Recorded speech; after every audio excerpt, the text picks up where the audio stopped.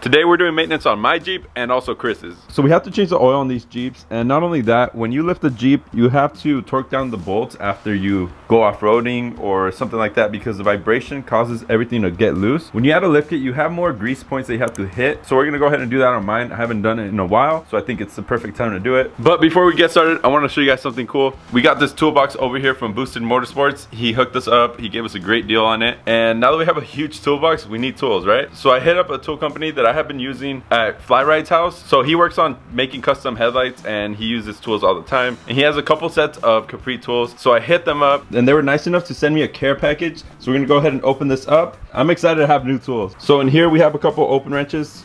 Chris, go ahead and open that up. And in here we have a bunch more stuff. We have some tool organizers in this, a couple of screwdrivers, which we actually need because we don't really have any. And this set's gonna fit perfectly in the toolbox. In this box here, we have a bunch of individual sockets. And here's a set of impact sockets. So this is perfect because we usually use the incorrect ones. Chris opened up the open wrenches, and that also comes in a foam padding, so it'll be perfect for the toolbox as well as the impact set. And in here we're gonna open up and see what's inside. So this is everything they sent us. They sent us a couple of ratchets, and these are pretty cool because they have the 72 teeth.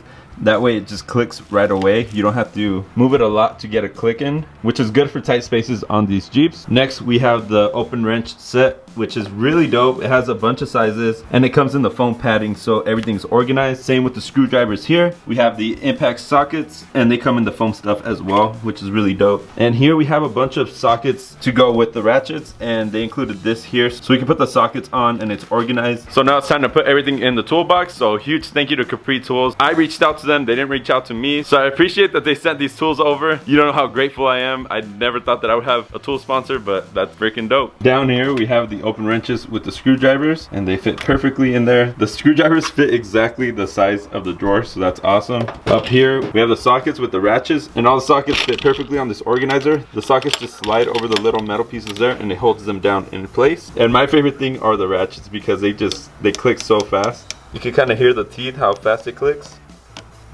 So I really like that. I feel like that's something you need when working on Jeeps.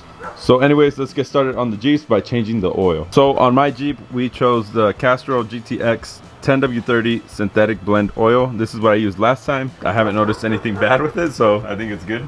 We did go with the Fram air filter because that's all that Walmart had in stock. This is the Ultra Air. This will be more than enough for the Jeep. We also got the Mopar oil filter because you guys joked on me last time when I put the Fram in. Chris over here, he chose Castrol Edge because it's black and it matches his Jeep. Chris doesn't like conventional oil or synthetic blend, so he went full synthetic 10W30.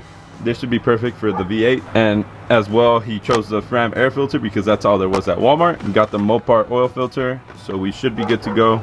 The Jeeps, they take about 6 quarts, so make sure to pick up 5 and then an extra one. Let's get started on the oil change. Let's do yours first. Mine first? Oh, Chris is getting dirty under here. He said the ratchet clicks nice though. Yes sir. I'm not making a mess.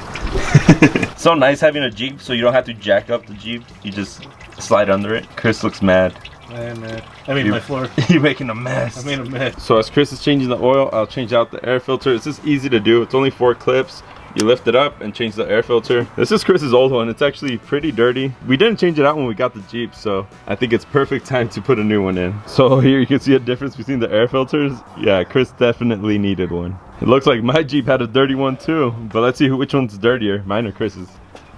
I think yours wins. You can see the oil filter in the front on the driver's side versus on the 4.0. It is on the left side back there. Easier to get to. The V8's a little bit harder to put your hands in. Always remember on the oil filter, get some oil and put it on the rubber seal. What's the reason for that? I don't know. That way you don't get a pinched O-ring. And one thing to notice on both the V8 and the Inline 6, they use the same oil filter, and that is the part number there, MO-090. Let's see, is Chris gonna drop this all over his driveway? Hell yeah. We'll find out on the next. No. There it is. Let's see. First pour. Or second pour. Oh. Just that good. It's because your hole's gaping. Mine isn't. One thing that Chris was telling me is we didn't change the oil on the Jeep when we first got it. I thought that was funny. I thought we did change it, but no, Chris is right. It had the Pennzoil oil filter, and we don't use that, so definitely needed an oil change. You usually go with Wicks. You usually go with Fram. Now we're on my Jeep. We have the Capri Tools here. It's dummy proof, it has on and off. If you're gonna put a bolt in, put it on. If you're gonna take a bolt out, on off. Easy as that. And listen to the clicks. Just make sure you're not left-handed.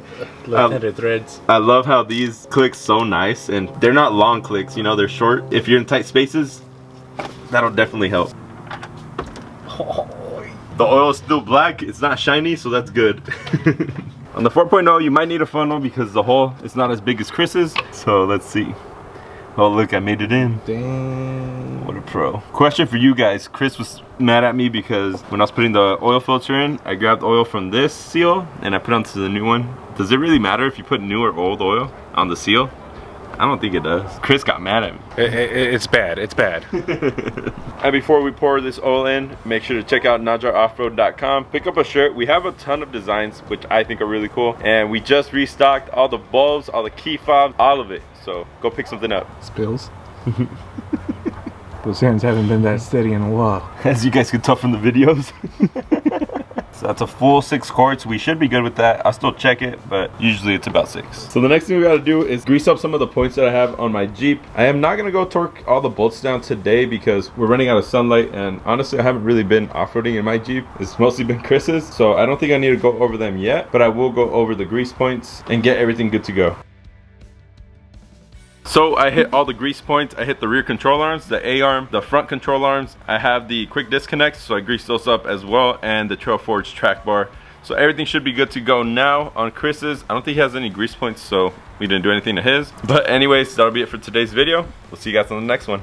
Peace.